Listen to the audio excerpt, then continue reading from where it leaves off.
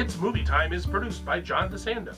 Listen to the shows and read reviews online at WCBE.org. I'm John DeSando. And I'm Kevin Carr. And this is It's Movie Time. It is. Now, let's tell some tales out of school here. Yes. One of them being Life of the Party. Now, that could be anybody, but for Our Lady, Melissa McCarthy, we could have said, Kevin, just talk about Melissa McCarthy's latest film, because that's what it is. Yeah. And you can call it anything you want. It is a Melissa McCarthy film. And I'll tell you, I have not been a huge fan of the vehicles that she's had. I'm not talking about Ford Pintos or anything like that. I'm talking about the movies that she's done.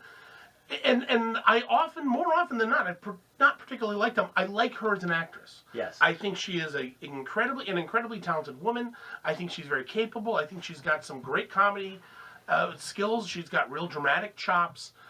It just seems to be the movie she's in I don't tend to like. But it's not because of her, as opposed to some movies you see and you just don't like the actor or actress, and you're like, I don't like Tom Cruise, so you're not going to like whatever movie he's in. Yep. All right, so in this one, she's going back to school. Yes. Middle-aged woman. It's not a remake of Back to School, just so you know. Right, thank you. And she's on the brink of divorce. Unexpectedly. For a husband who is upgrading. Yes. It's part of one of the jokes of the film. Yes.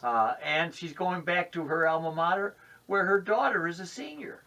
And that's true. Mom has a year to go. Yep, because she quit her degree at 3 years to have her daughter back 22 years before. I'll tell you, it's one of the things I like about this film, Kevin. Okay. And I'm inferring maybe from what you're saying and from what I felt before. Some of her comedy has been so broad and stupid that I haven't completely liked her, or as much as I liked her in this one, because I don't think it was pushed as much as it ordinarily might be. Well, she came on the scene so strong with Bridesmaids, even though she'd been around for years. Yeah, but that's right. She came on so strong with Bridesmaids as that brash, obnoxious, foul-mouthed character, and then they made a whole bunch of movies about essentially that character. You're right. Yeah. And I like the fact that they're doing something different. I realize, I think my problem is, it's not even her. I think she's fine in it. I don't like, in this movie, my problem is the director, which is co-written by her and her husband, Ben Falcone. And Falcone directs it. And yes.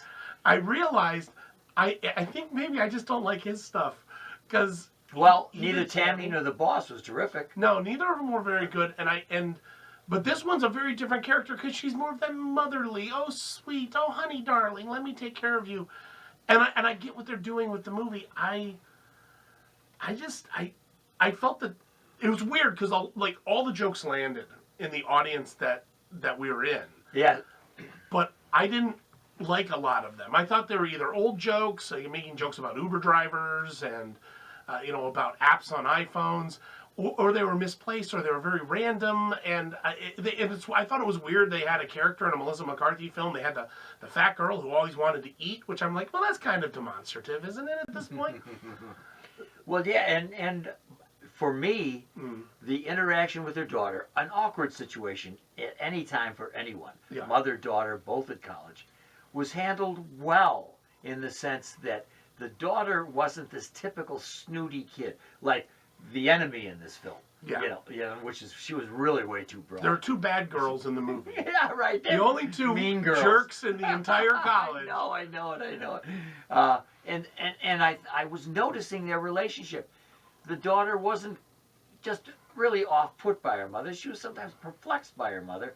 But it's awkward with her in the situations. Yeah, but it wasn't as broadly comic as I thought, and attempted to be. I thought it was more of a commonplace, humorous, awkward situation. So anyway, it worked for me because throughout it wasn't pushing it, except for the mean girls. Yeah, absolutely. I'll agree with you. I think it was a good choice that they did something different. You would expect the comedy would be that the daughter hates her mom being at college, and that's the conflict. And that's not the conflict. There's a lot more going on, and I think that was good that they didn't do that. I did in fact like that. I just didn't like there are just too many hurdles to get over, and no comedy exists in the real world, but they're like weird things. Like it's like, why are they making a 45-year-old woman live in the dorms for her final year, and how did she matriculate that quickly, and why is a newcomer into archaeology taking Archaeology 301 and she's taking it? Is it an intro class? Is it an expert? There's a whole bunch of like Kevin, stop enough it now. of those. You cannot make those demands. But no, I mean, there were so many of them. Like every time you turned around, you're like, I don't know, I've not been divorced, but even then I was like, well, wait a minute, you can't just go and sell a house because it's in your name. Everything gets tied up in Of course it you is. know, and I know they're doing that for the joke, but they did that for every joke, and I just had trouble swallowing it. Well, Kev, a couple of outstanding set pieces, I thought. Okay. Well, the first one is when she gives her speech in class. A very difficult for people who don't like to speak publicly. True. I thought that they handled it as it might have happened. Yeah, and now obviously not that she's going to fall in it. Yeah. But It went a little extreme, right, yeah. but they didn't suddenly turn her into this heroic speaker. No, that's true. You know, they really kept it to, here's a lady who doesn't like to speak publicly, and she's asked to do that as a part of her degree. Nicely done for me, dramatically, not even funny, just dramatically.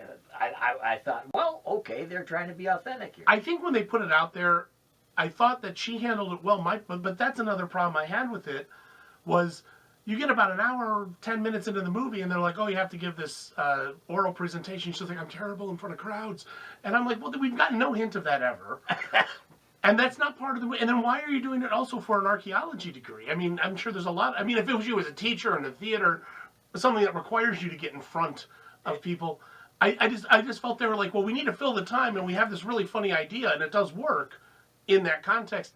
It's a great example of these things that I felt were just dropped in the movie that didn't have any relevance on it. You are right, because she has been so out there with the girls. Yeah. And it is so extroverted. It is really hard to believe she couldn't give a speech in front of a class. I do like they do an interesting little gender twist on this with the she's in college, and there's this like college senior who likes her, and there's a relationship there, and it's not creepy, that's always tough to. Isn't that well done? It's well done along those lines. Yeah, I thought it was one of the best gotchas moments in film when something is disclosed, which we will not disclose. No.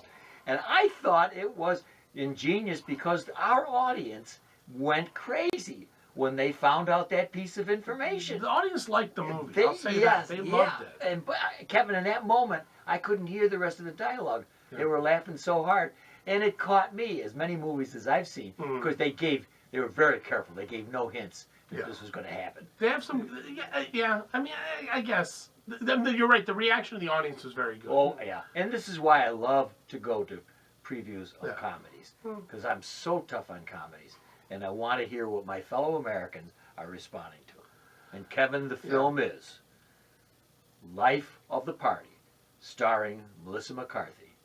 I'm afraid to hear what your judgment is going to be. Well, this fellow American's giving it a C-. And I'll have to admit, because I'm always ignorant about comedy, or let's just say I always feel like a freshman when I'm at comedy. So I'm gonna offer a B. Okay. And maybe that'll be a little encouragement for people who like Melissa McCarthy to say, hey, it's not a waste of time. It's good McCarthy stuff. It's not a great comedy. Yes. But she surely is good. Yeah. It gives McCarthyism a better name.